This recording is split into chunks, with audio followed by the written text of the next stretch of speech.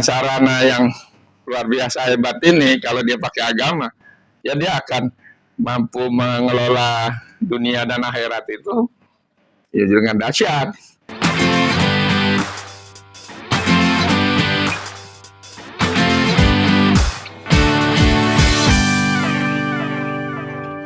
Bismillahirrahmanirrahim. Assalamualaikum warahmatullahi wabarakatuh.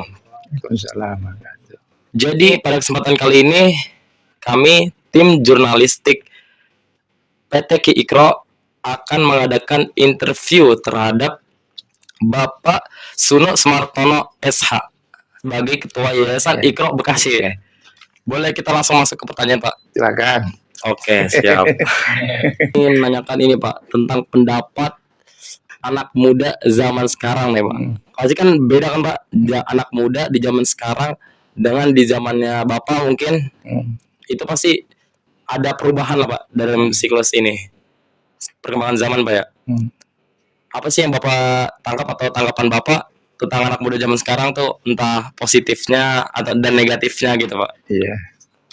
Ya di dunia ini ada warna nilai norma ya. Ada norma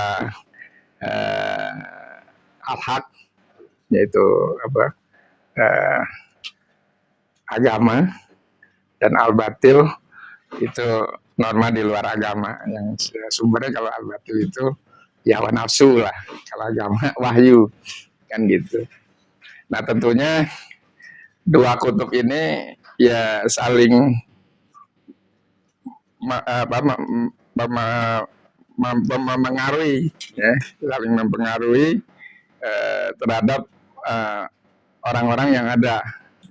Nah, sehingga lahirnya diantaranya generasi-generasi kita ini yang disebut ini itu juga bagian dari proses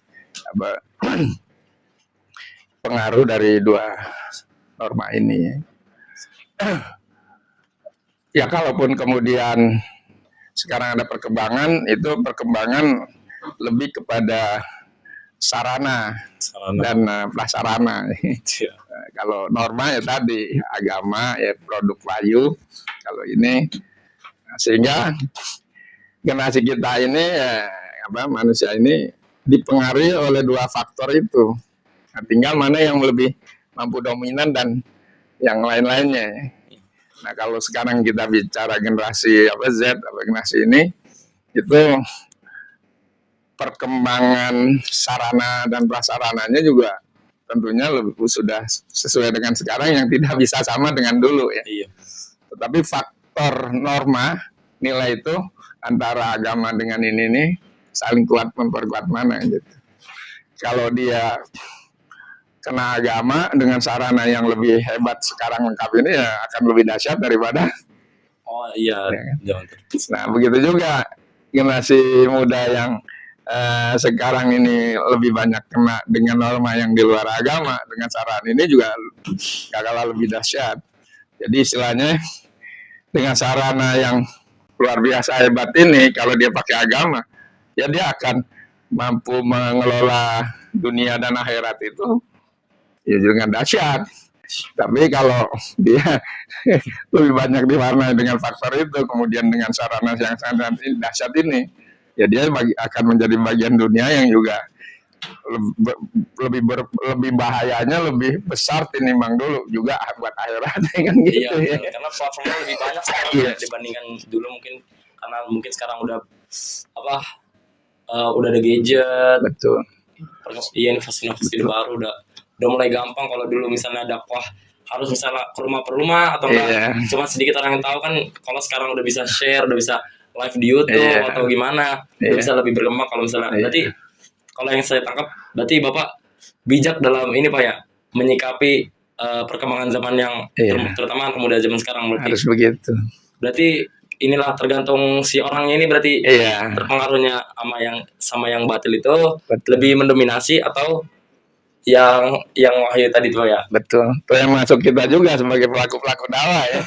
Dengan adanya perkembangan sarana dan ini juga, kalau kita tidak bisa memanfaatkan ini sesuai dengan keadaan sekarang, ada istilahnya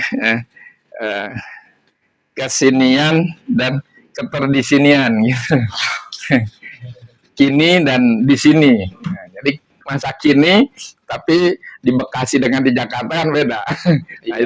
Nah itu harus juga kita harus menyesuaikan dengan ini. Nah, sarana-sarana inilah yang membuat dengan kalau kita mampu memanfaatkan ini buat keperluan dakwah, buat generasi Z, ya hasilnya juga luar biasa. Tapi kalau kita penguasaan norma bagus tapi penguasaan sarananya juga nggak bisa menyelesaikan ini, ya, apalagi kalau yang orang dunia ini istilahnya lebih menguasai, ya kita akan ketinggalan di dalam kompetisi lah, saling mengaruhi gitu. Oke, terkait pembahasan berpesatnya gadget gitu kan. Di tahun 2024 ini tuh banyak sekali platform media sosial di sana sini yang bermunculan. Dan penggunanya hampir bisa dibilang didominasi oleh para pemuda Gen Z. Apa pandangan Bapak tentang pemuda Gen Z zaman sekarang yang mendominasi sosial media? Iya, ya itu udah zamannya ya. Sehingga cucu saya itu kalau pegang HP itu cepat ngertinya. Bahkan neneknya kalau pegang HP itu kalau ada kesulitan buka HP atau ini, nanyanya ke cucu. Ya, itu artinya memang sudah setiap periodisasi itu makanya istilahnya kalau kita dakwah itu harus menyiapkan dakwah itu sesuai dengan kedepannya gitu ya. Nah sehingga apalagi kalau generasi saya kayak ini kan buat beradaptasi dengan perkembangan teknologi sekarang ya, medsos sekarang ini nggak secepat dan semudah ini, mungkin gennya juga karena sudah beda. Ya, jadi juga adik kita juga harus paham kalau pengen berhasil dakwah ke generasi ini, ya karena kita juga harus mampu menguasai sarana dan prasarananya, tapi kita ini ya kita juga harus cari ini anak-anak muda yang diserahkan lebih banyak ke anak muda buat apa dia mampu melakukan pendekatan dan ini dengan saya bukan kita lagi, kita paling cuma sebagai pendamping dan apa ya sebagai supporting aja membantu, makanya itu. Nah, lanjut nih Pak. Jadi pada saat-saat ini tuh kami merasa kita ini banyak dipertontonkan dengan tontonan-tontonan yang mungkin di sosial media banyak Pak ya, yang mungkin bisa kita bilang memilukan gitu Pak. Karena kondisi saudara seberagama kita Palestina yang masih terjajah hingga saat ini gitu. Apa sih Pak tanggapan Bapak tentang kondisi Palestina sekarang? Iya. Ya kalau kita bicara persaudaraan, ada persaudaraan Islamiyah, ada persaudaraan kebangsaan, ada persaudaraan keumatan. Lengkap tuh. Bukan beda kan? Ya. Nah kalau dengan Palestina itu kan dia juga mayoritas Islam, bahkan juga lebih banyak diwarnai dengan norma-norma Islam. Sehingga kita melihat dia bukan hanya sekedar keumatan, tapi juga bagian dari umat Islamnya. Bagian dia juga bagian dari kita. Istilahnya kalau kata Nabi, umat Islam tuh seperti satu tubuh kan gitu. Iya, benar. Jadi bukan hanya dibatasi oleh batas regional tempat ya. Nah, sehingga ya kalau misalnya di sana sedang mengalami gangguan-gangguan ya, apalagi tadi dijajah dan lain-lainnya, ya itu bagian dari uhuah kita, bagian agama yang memang merintah kita harus peduli juga, sehingga ya istilahnya sudah bagian dari kewajiban agama. Kalau misalnya ini bagian juga dari akidah persatuan, ya ini bagian dari akidah gitu. Jadi ya seperti itu, dan kita juga melakukan perhatian terhadap itu. Jadi kalau kasar itu kehadiran kita ini karena kita bangsa Indonesia dan bagian NKRI, ya kita harus juga menjadi ruh umat yang ada di NKRI ini. Gitu. Ya.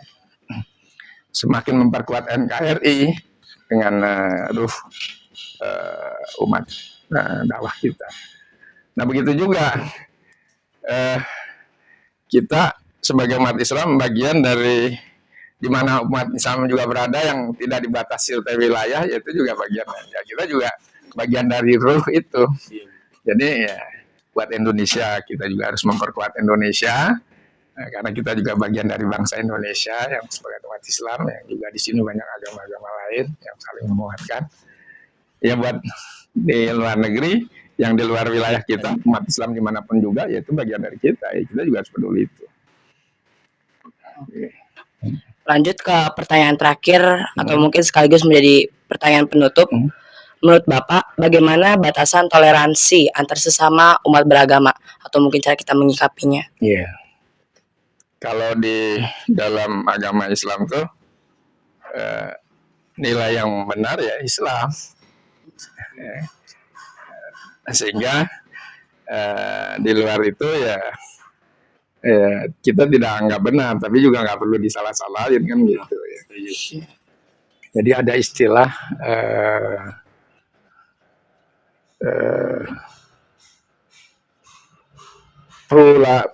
pluralisme, apa?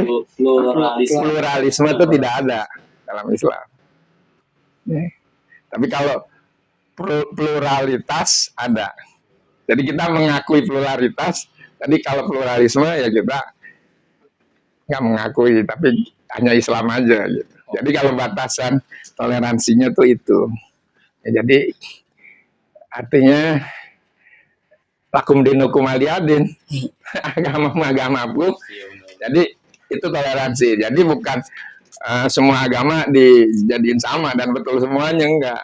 Ya, jadi agama yang betul satu, tapi agama-agama yang lain ya saling menghargai, saling menghormati, ya saling bekerja sama dalam hal-hal kebaikan, ya dalam hal-hal yang tidak baiknya ya kita lebih memilih itu. Oke, baik. Jadi Oke, mungkin sekian pertanyaan dari kami dari tim jurnalistik PT Ikro. Kami ucapkan terima kasih banyak atas interviewnya dan Bapak sudah meluangkan waktu untuk kami semua. Saya ucapkan sekali lagi terima kasih banyak. Ya, terima kasih sama-sama. Oke, see you next time. Masya Allah. Assalamualaikum.